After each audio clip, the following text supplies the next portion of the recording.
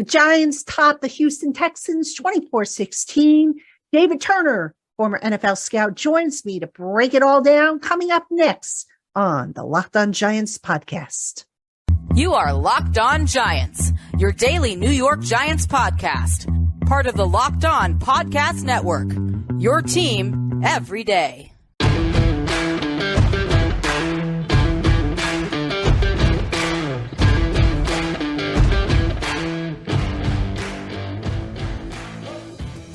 Today's episode of the Locked On Giants podcast is presented by Prize Picks.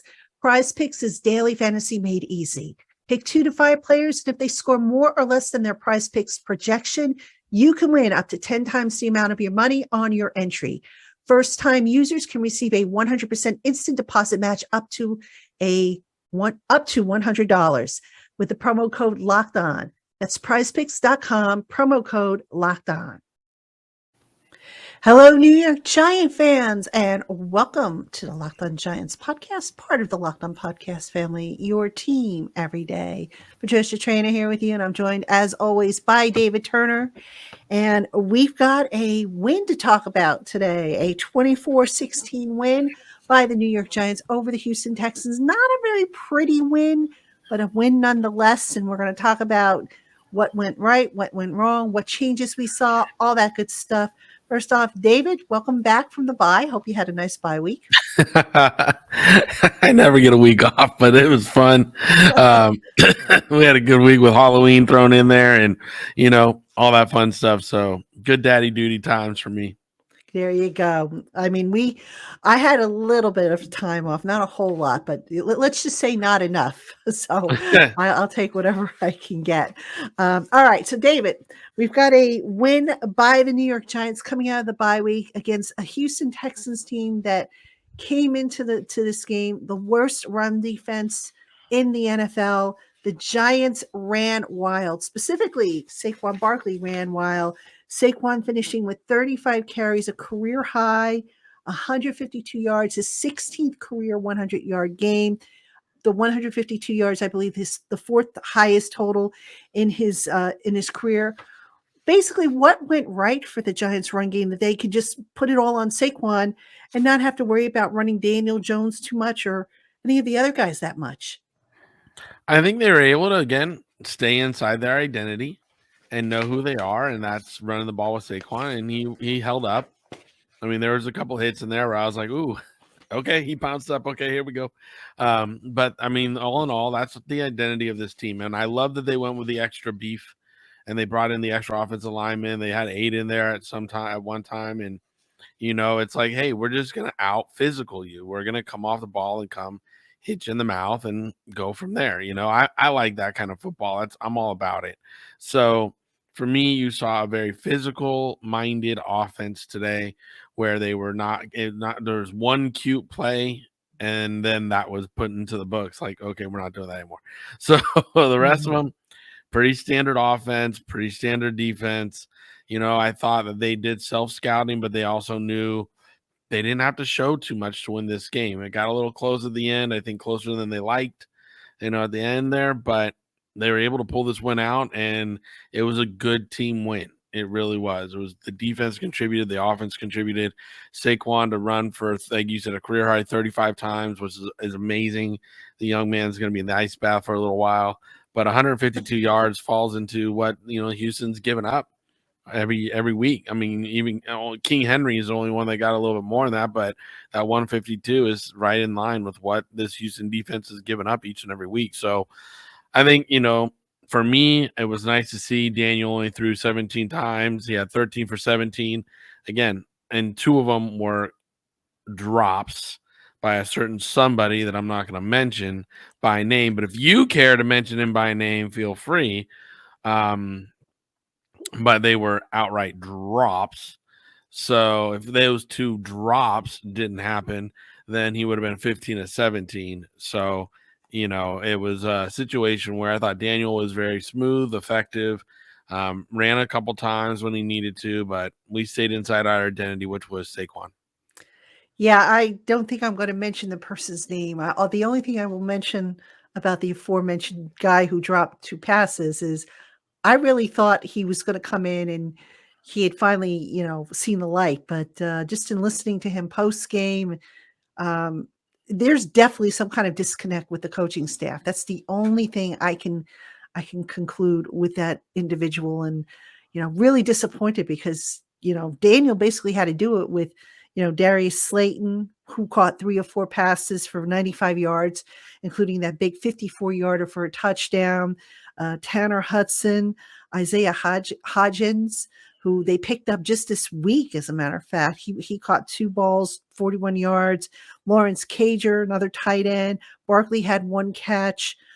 Chris Myrick had 1 target, no catches. So really, you're not talking guys that are world beaters on this list, but when they did throw the ball, they were pretty good, except for that one individual who, again, I don't know what's up with him. It's almost like every time you ask him about his game, he talks, I'm not doing it for the coaches. I'm doing it for my teammates and myself. Almost like he's not enamored with the coaching staff. That's the impression I get with him. But Well, I've been in this business over 20 years, and it doesn't matter if you like the guy who's coaching you. If you're doing it for your teammates, you're making catches. yeah, Okay, I've been around some really big name players that did not like our coaching staff, that would tell the coaching staff, just don't coach me. I got it. Like, there were some venomous relationships I've been around, but on Sundays, they showed up, they played the game, they played hard. Their teammates knew they were playing hard because they did their job, and so even though they weren't the most professional in their job as far as like managing the relationship with the owner, or not the owner, the coaches and stuff, they did their job on Sunday. And that, not to me mention name player, needs to do that. He needs to figure it out. He needs to just stand in front of the jugs machine, do more tennis ball work, whatever. But those balls should have been caught today. yeah. 100%. Interestingly, and this is the last thing I'll say on that, not to be mentioned player, he was the only one wearing pure white socks. Everybody else had the blue socks. He had white socks on. And it was interesting because one of my Twitter followers happened to say, oh, he made that great block on Darius Slayton's big 54-yarder. I said, that wasn't him. That was Hodgins. I said, he's wearing, he who must not be named was wearing white socks throughout the whole game. The only guy, kind of going to his own the beat of his own drum, which I found kind of interesting. But anyway, since we're on the topic of receivers, I mean, David, the Giants are getting it done. Very minimal receiving contributions. They didn't take a whole lot of deep shots down the field this week. Did that surprise you? Oh no, but did you see Tony caught a touchdown today? Okay, but anyways, Why are we talking about him? because we need a receiver and we traded one. Yeah, but he didn't want to be here, so Yeah, okay. So I'm a little hurt about that one because I really like Tony. Okay, I know. but then we were talking receiver, so I had to go there for a second. Okay. I'm over it.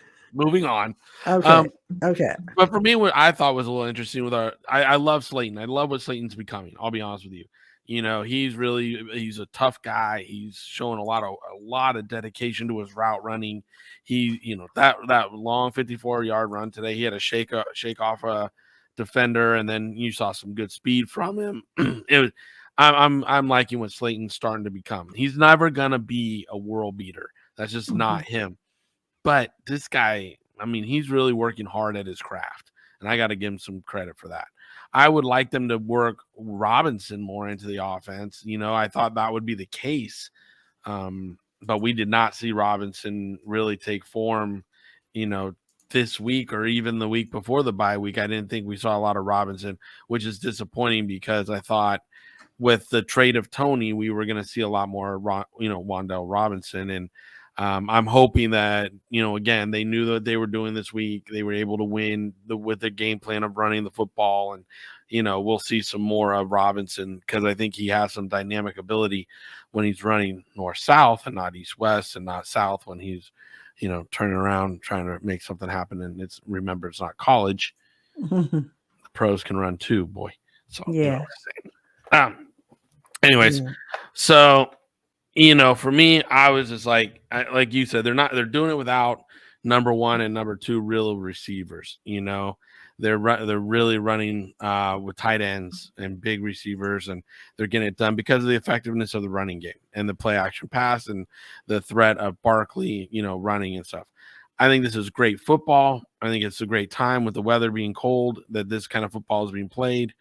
But that all being said, they do need to figure out a better package with the receivers they do have and make sure that they can stretch the field a little bit because right now if they go up against the Eagles and it becomes a shootout, that's going to be a problem. Yeah, indeed.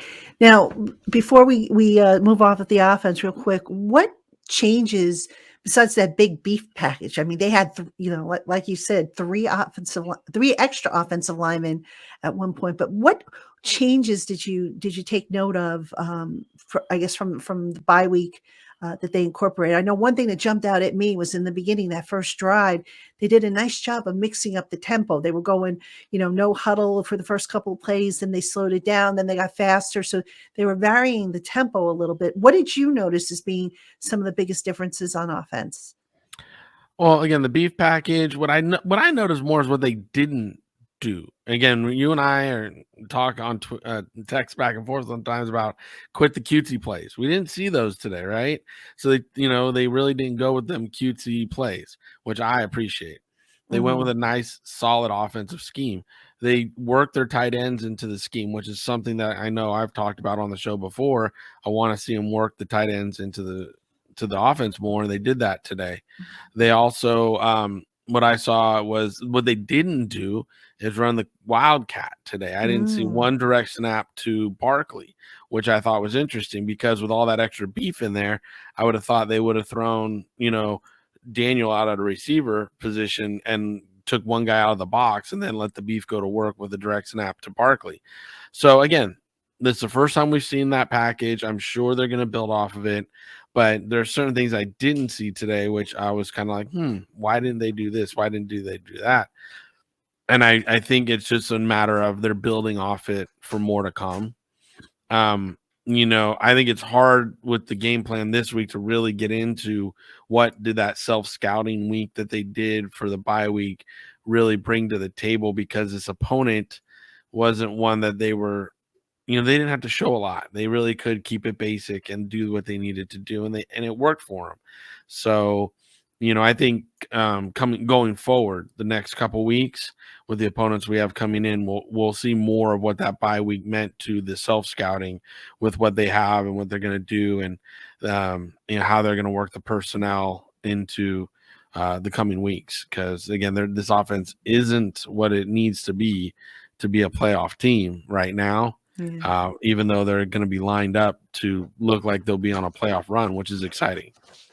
Yeah, fingers crossed that it continues. They need this next game against Detroit, and then they got a mean stretch against the NFC East coming up. So, all right, we're going to take a quick break, folks. When we come back, we're going to talk about the pretty good performance by the defense. So just hang around with us. We'll be right back after this. And now a word from our sponsor, Total Wine. This holiday season, find what you love at Total Wine and More.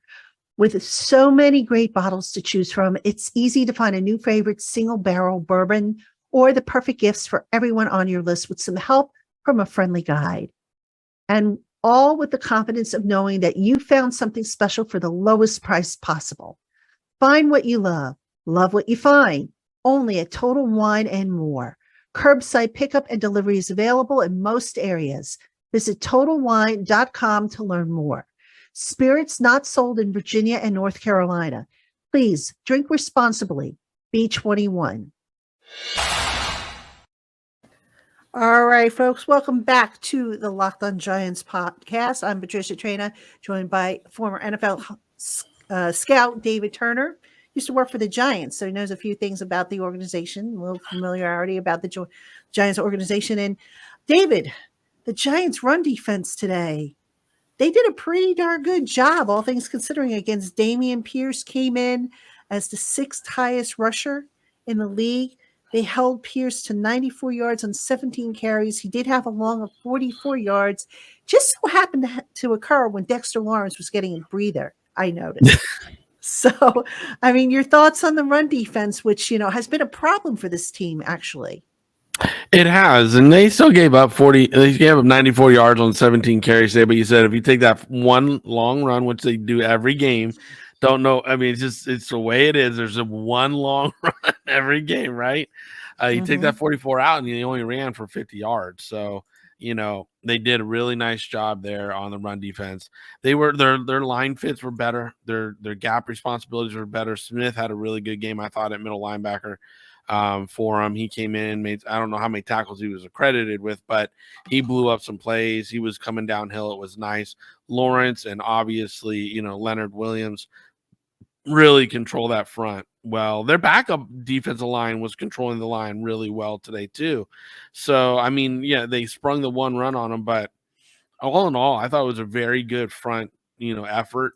And today, Thibodeau is just getting better and better. I mean, I don't know what the stat sheet says, but I'm watching this kid, and he's affecting plays every time he's on the field.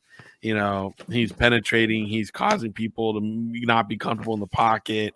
Mills was moving all dang day between Lawrence and Thibodeau. They were double teaming Thibodeau at one point, and that was giving Williams and Lawrence, one-on-ones, which you can't do with those guys because that's just a problem. So, I think he's doing a lot of stuff that people aren't talking about yet, but as a scouts watching it, we're like, oh, that kid's affecting the game and in ways in which, it isn't on the stat sheet, but his teammates are eating because of it.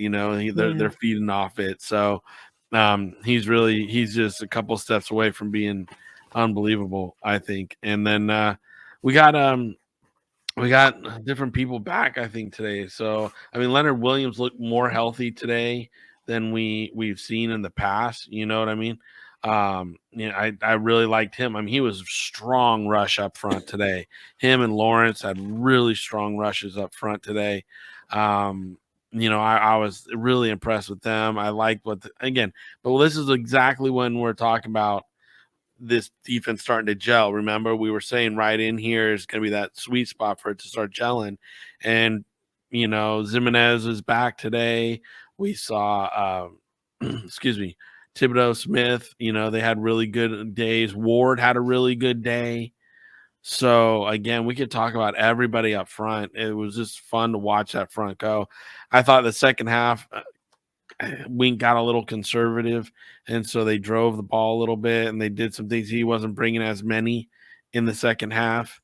So I don't know why he switched to just a four-man rush because it was early on. It was so dominant. They were 3 and out, 3 and out, 3 and out. You know what I mean? It was just that defense was just getting after him. So I don't know what Wink saw that, or if there was an injury I'm not aware of that I didn't see that caused him to push back and not bring as much heat as he did in the beginning. What about the defensive secondary? They were without Xavier McKinney, who unfortunately broke a couple of fingers during the bye week. What did you see from Dane Belton, and how did they change, if at all, without having McKinney back there? Well, Jackson's just having an incredible year. Let's call that what that is. I mean, that young man is having an incredible year. He's playing some really good defense.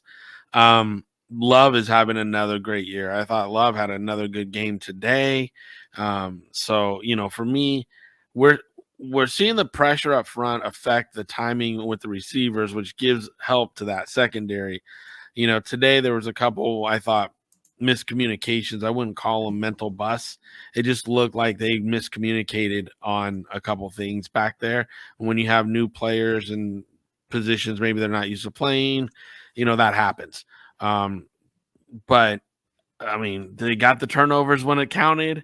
They again the first quarter and a half, it was 3 and out, 3 and out, 3 and out. Then the 7-play drive only ended in a field goal. Then 2 more punts, and there was halftime. I mean, they had 5 punts. They forced 5 punts in the first half and only gave up a field goal, right? So, I mean, that's superb NFL defense.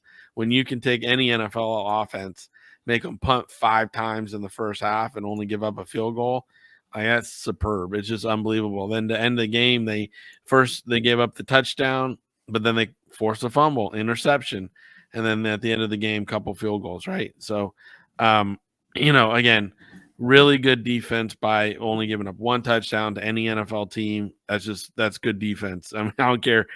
You guys got to understand it's the NFL. There's still players on the other team getting paid. So just to give up one touchdown and force 5 punts, 2 turnovers. How many sacks did they have today? I want to say they I had think 4. they had 4. Yeah. Yeah, 4 sacks today. I mean, that's good defense right there. That really is good defense. So, it's coming together. It really is coming together well. Okay, same question for that I asked you for the offense. What, if anything, did you notice that was different this time around for the defense? Early, it was Wink's defense. Like that first half, we saw blitzes. We saw bringing 5 and 6 even. Like he was just like, let's go. We're going to get to the quarterback, But after halftime, he went to 4-man rushes, and I don't know why. I really don't know. That gave him some space to drive the ball, and that might be a clock management thing. Like I don't mind if they're driving as long as the clock's going because we got time on our side. Because then when they went into the red zone, they got the turnovers. They forced field goals. They didn't give up touchdowns.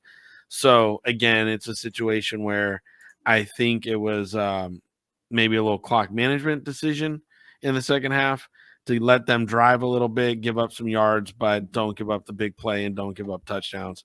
Make sure we get out of the game with the victory and healthy. The defense has been battling enough injuries. And again, this opponent, to me, the best thing we saw was our run defense get sewn up and shored up. We saw those fits and that front play well together today. I think that like the next 5 weeks are going to be fun to watch that. I really, from what I saw today, the improvement in the run fits today and the rushing combination rushes and the blitzing and things work in tandem, and people seem to be knowing where to go. Like, remember a couple games ago, we were talking about not understanding like how the guy next to you is going to rush because they didn't play much together, right? And so there's like, well, I'm not sure spacing is going to work, and they were kind of running into each other a little bit. Today we saw really clean blitz lanes. We saw very good run fits. So they're getting used to each other. They're figuring out that spacing, which is very key. You got to understand, like most NFL quarterbacks get rid of the ball within 3 seconds. So if I just nudge you a little bit in a rush lane, or I don't take your guy far enough off the line that you need to be on, that causes a completion or a clean pocket for the quarterback to step into. Those rush lanes and run fits are very important things to be effective on defense. And I saw a lot of clean lines and all that today.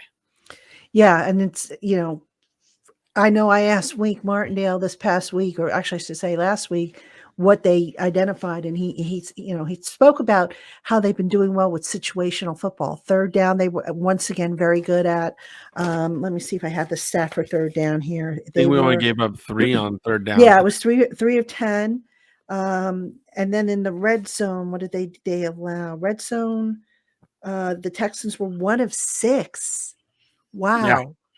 1 of 6. That's not too bad. I mean, I think they had a couple of turnovers there and also a couple of mistakes, but still the situational, the situational football, the Giants dominated the time of possession, 33 minutes and 20 seconds to 26-40. And just the defense, even without McKinney, the passing defense, I think at times there were a couple of, miscues, but nothing major to where you said, oh my God, So yeah, they stepped in and played really well. I mean, now with that said, one of the things I know that they did differently is they kind of reshuffled their linebackers a little bit. Like they moved Tate Crowder to that will spot. Jalen Smith's been getting more snaps, as has Micah McFadden. That combination seems to be working pretty well.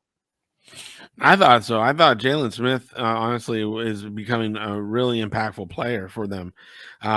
Last couple games, he seems very comfortable in his role. Today, he was excited about his role. Like you watched him play, there was that again. It seems like he's more comfortable knowing his teammates and knowing what's going on around him and knowing his role. And he was very excited today, and it was fun watching him play football again. I'm a big fan of his, and his whole story is a special story. So for me, I'm always rooting for that guy. And so to watch him go out there and have fun with the team and the guys today, it was just great. I just enjoyed watching that little aspect of the game today. The other thing that, for me, I like Dabo today.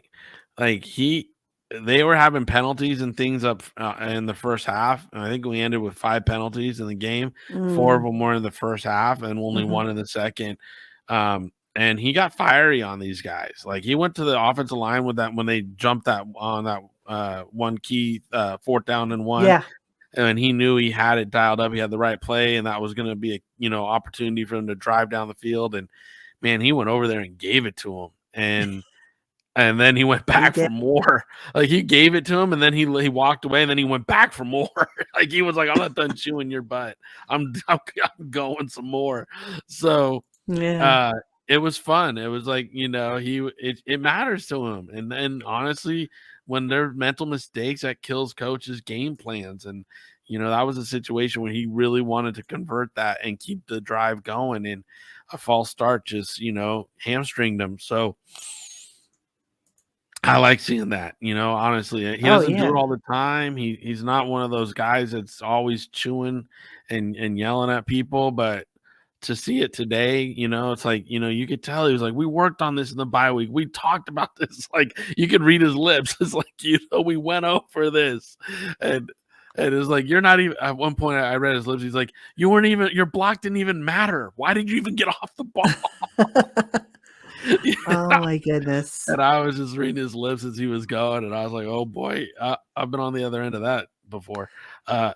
So, but again, I like it because it matters to him. And, he's a guy that it's fun to see him win too, because, it's an opportunity for him to really prove himself as a head coach. And I know Wink is looking to prove himself to maybe become a head coach soon. So, it matters to these guys to win, and they're vested in it. So that makes it even more fun for me to watch.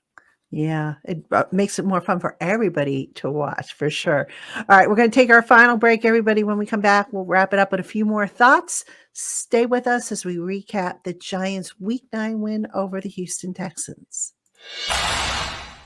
And now a word from our sponsor, Prize Picks. Playing daily fantasy based on player projections has never been easier when you visit prizepicks.com. Pick 2 to 5 players, and if they go on to score more or less than their Prize Picks projections, you win up to 10 times your money on any entry. There's no competing against other people. It's just you versus the projections available. Prize Picks is currently operational in over 30 states and in Canada, and they offer projections on every sport. Entries can be made in as few as 60 seconds, and Prize Picks offers safe and fast withdrawals. So download the Prize Pick app today or go to prizepicks.com to sign up and play daily fantasy sports. First-time users can receive a 100% instant deposit match up to $100 with the promo code LOCKEDON. So don't forget that promo code is LOCKEDON at sign up, and that website is prizepicks.com. Hey, Giant fans, thanks for making the Locked On Giants your first listen today. For your second listen, please check out Locked On Sports Today. From the games that matter the most to the biggest stories in sports, go beyond the scoreboard and behind the scenes with local experts and insights only Locked On can provide. Locked On Sports Today, available on this app, YouTube, and wherever you get your podcasts. All right, Giant fans, welcome back to the Locked On Giants podcast. I am Patricia Trena, joined by David Turner, who's with me after every game, win or lose, just about every game. Just about every game. When we don't have technical difficulties, I'm here. We don't have technical difficulties or scheduling conflicts, right? Yeah. And speaking of which, Thanksgiving. But we'll figure that one out. We'll figure it out. We'll figure it out. We always do here. So, David, I got to ask you about special teams, because I thought special teams of the 3 units today, special teams was just not very good. The punting was inconsistent, and this is a problem I've had with Jamie Gillen all season long. I thought you're shaking your head yes here. No, I'm not. I'm not shaking my head yes because I like Jamie. Today he had a rough I game. like him too, but listen, Today he had a rough game. he I've had a liked rough how he day flipped the today. field all year long. He's been able to flip the field for the defense. I said it 2 shows ago. All right, wait a minute. Let me finish what I was saying though. But when he has to flip the field, when he's got to go for distance, he's awesome. He's got that big leg. Mm. But what he lacks, and this is what drives me nuts, and why I say he was inconsistent, is he doesn't have touch. Like he tried to pooch a kick inside the 20. It landed at the 26. He had another short kick that he tried to allow for his guys to pin inside the 5. It went into the end zone, and his net yards suffered because of it. And I'm like, he doesn't have touch at this point, and that's why I say inconsistent. Give him a longer field, and he's fine. And it just, for me, it drives me crazy. And I know we're going to disagree here, but I thought special teams, that was one problem. The punt return, they put a Dory Jackson back there, which, by the way, I did not like that move. Yeah. I still have a shell shock from Jason Sehorn years ago. Wow. Gary Brightwell hasn't been able to do much. I mean, to me, just special teams was the weak link today, I thought. Yeah, it might have been a good opportunity for Tony to go back there and return. No, he's not on our team anymore. Okay, so oh my God.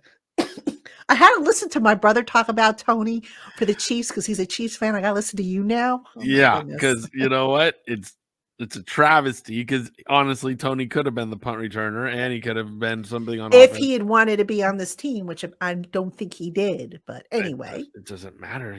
You're the organization. You tell people to play. But anyways, my whole thing is like I don't like putting starting corners and key players like that back there doing returns because, like you said, if you lose them on a kick return, you're gonna hate yourself. I'll never forget one year we were in training camp and we had a kicker. The linebacker coach thought it'd be a good idea to have him come over and practice stripping drills with the linebackers.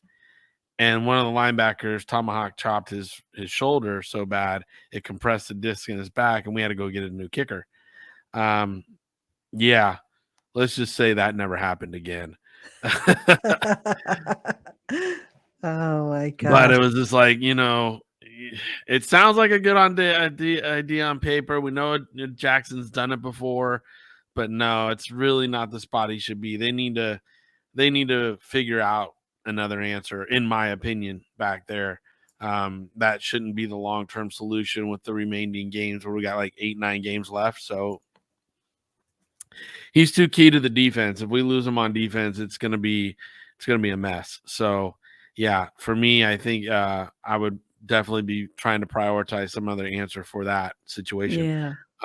Then Gillian did not have a touch today. I don't know what the winds were like. And then I can tell you, yeah, the wind's going from the press. If you're sitting in the press box, the wind's going from left to right, you're kicking into the wind. So you wanted to be going from right to left on the field, which is why I think that one punt when they had a long field goal and they chose not to send Gano out there, which that was that sequence with the 4th down and the penalty. Yeah. So yeah, the wind was a little rough going.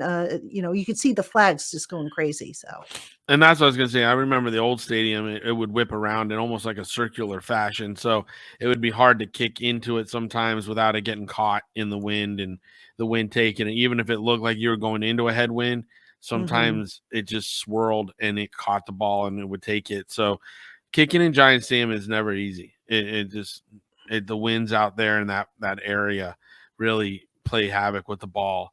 So, it's his home stadium, so he's got to figure it out, right? But same time, it's hard. And I know that today was not his best day.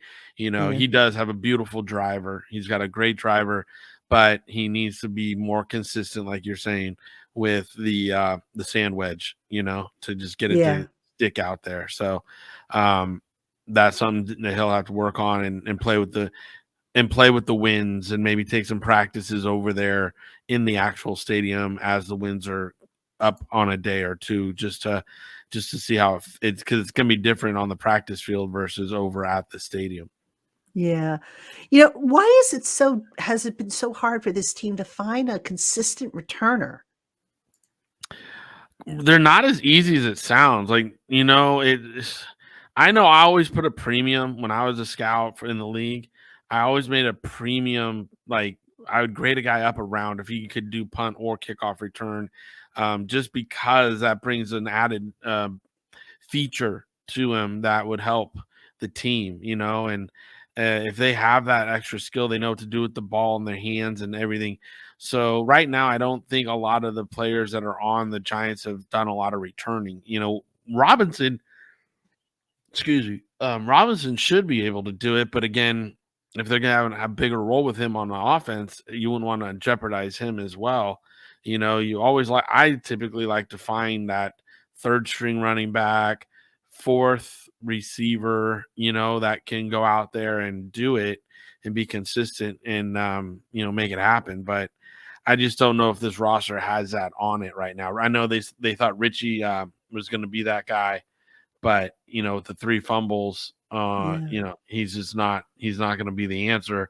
And for the rest of the roster, if it's not James, I don't see an answer on the roster. James and Robinson seem to be the only 2, in my opinion, that could do it. Yeah, I mean, I know, in speaking to some of the players, they said that they don't really teach it in college. It's just go back there, catch it, and do what you may with it, which I found to be quite interesting that it's not really taught at the college level. Whereas at the pro level, you have, decisions that you're taught, what to look for, what to do, so on and so forth. So I just found that very interesting. But overall, David, I thought this game was a little bit tighter than it needed to be. It was one of those what you would call an ugly win. I get it, a win is a win, but coming out of the bye, there was a lot of encouraging stuff. They've got the Lions next week. Now that's a game that worries me just a little bit because after that they got a short week. They go to Dallas, and the key there I think is going to be not to overlook the Lions. So that being said, what are you anticipating with this team? How much do you anticipate it's going to change? Because the Lions, despite their record, they're not that bad of a team.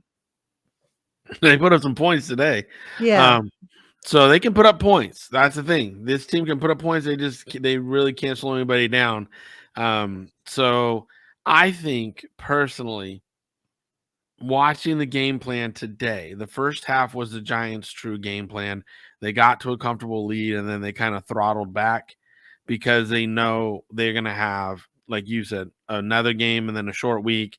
So to keep the pedal on the floor today would have, gassed a lot of their players. And they had a nice rest on them. They didn't need to do everything to win today. So if you look at the first half of football, I thought that was Giants football. It was really well orchestrated. There was really good, what was the last time we talked about the first drive leading to a touchdown? That usually doesn't happen. This time they came out the first drive in the first half, they got a touchdown. So the first drive in the second half, they got touchdowns. That's awesome. That's like, if you can see that kind of effectiveness each and every week, you're going to win a whole lot of football games, And on defense, like I said, they did a fantastic job in the red zone. They forced 5 punts, fumble recovery, and an interception. So 2 turnovers there, and then the 5 punts. I mean, the defense played really well.